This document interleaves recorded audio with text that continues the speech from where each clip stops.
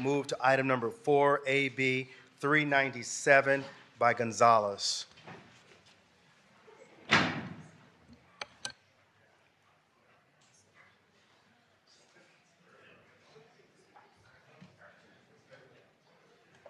come the judge.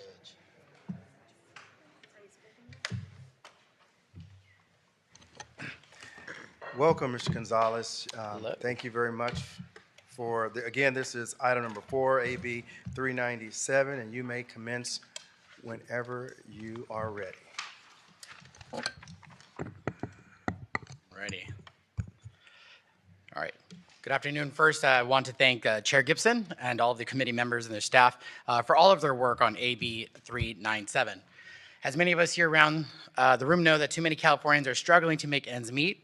And as someone who grew up in Section 8 housing myself and grew up in rental assistance programs where you fear that something has broken and you tell the landlord for getting feared of getting kicked out. With that, I've lived the experience of what it's like to grow up in poverty. Often watching my mom, as we celebrate International Women's Day, having to stretch even something as simple as food stamps.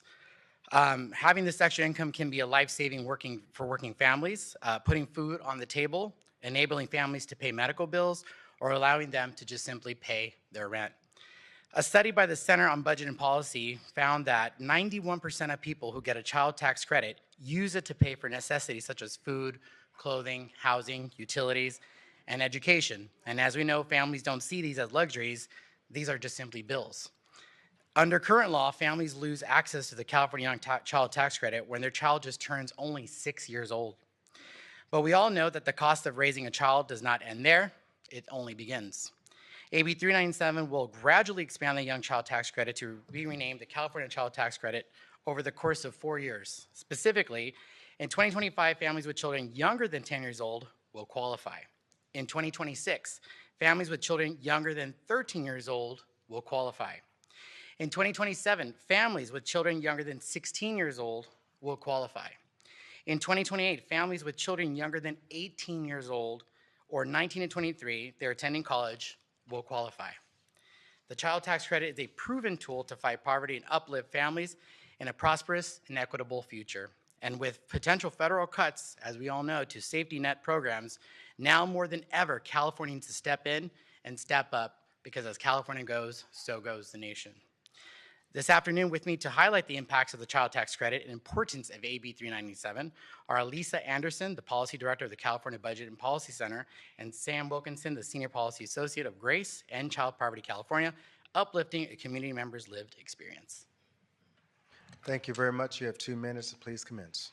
Good afternoon, Chair Gibson, members of the committee. My name is Alyssa Anderson, and I'm the Policy Director at the California Budget and Policy Center. We're a research and analysis nonprofit that works to expand opportunities and promote well-being for all Californians, no matter their race, age, gender, or zip code. Refundable credits like the child tax credit are proven policies for helping to achieve this vision. Decades of research has found these credits not only lift families out of poverty, they're also linked to long-term benefits for children, including better health and school achievement. California's Young Child Tax Credit adds to these benefits for over 400,000 families with earnings below the poverty line.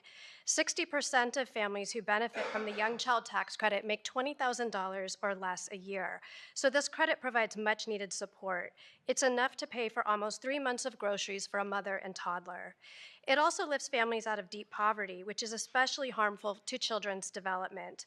The Young Child Tax Credit, together with the Cali ITC, lifted 225,000 individuals out of deep poverty in 2023. But this credit is only available to families with children ages 0 to 5. That leaves families with older children, about 60% of families with low incomes, ineligible for this support. The poverty-fighting impact of this credit would be so much greater if all low-income families with children were eligible for it. This would help about 500,000 more families pay for the necessities that their children need, critically important right now given California's worsening affordability crisis and persistent inflation. Expanding the Young Child Tax Credit would also make sure that families get consistent support from this credit as their children age. Right now, families lose access to this credit when their children turn 6. But as you know, families continue to face many child-related expenses when their children reach school age. Another important reason all low-income families need this credit is because most are excluded from the full federal child tax credit. Counterintuitively, the federal credit provides little to no support for the lowest income families. It also excludes many immigrant families who face additional barriers to making ends meet. So extending California's credit to all low-income families with children would help to fill in these gaps in federal support.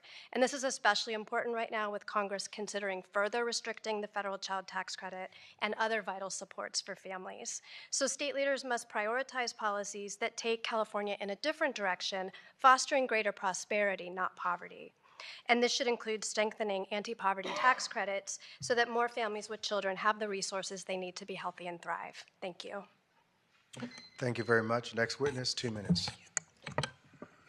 Thank you so much, Chair Gibson and members of the committee. My name is Sam Wilkinson. I'm a Senior Policy Associate with Grace and in Child Poverty in California, and I'll be uplifting testimony from one of our incredible advocates who has claimed the Young Child Tax Credit but was unfortunately unable to be with us today. My name is Cody Van Felden, and I'm a Senior Project Associate with John Burton's Advocate for Youth. I started my journey as a youth advocate with J-Bay in 2020, advocating for foster youth and youth who have experienced homelessness like myself. Filing taxes had always been a scary thing and often is for foster youth. I did not have the support network to show me the steps to file my taxes. It wasn't until my daughter was born that I filed my taxes and realized how life-changing these credits are, especially the Young Child Tax Credit. My daughter is almost 4 years old, and I fear the day I am no longer eligible for the YCTC. This credit is critical in providing financial relief. If any of you have children, then you know providing for even one child is expensive. And for those of you that do have children, you also know that those expenses don't stop when the child turns 6. Now my daughter is not 6 years old or even a teenager yet, but I can already anticipate the increase in costs to ensure my daughter can thrive. For my household, this includes extracurricular activities like sports or dance, as my daughter loves staying active. It also means family outings such as trips to the California State Fair, where families create lasting memories that children can look back on for years. Additionally, it involves providing her with the necessary food and clothes as she grows and needs proper nutrition, while constantly outgrowing her clothes that will need to be replaced throughout her childhood. The YCTC has allowed me to better manage these costs and ensure that my daughter has what she needs to thrive in her early years. It gives me the breathing room to plan for the future and invest in her development.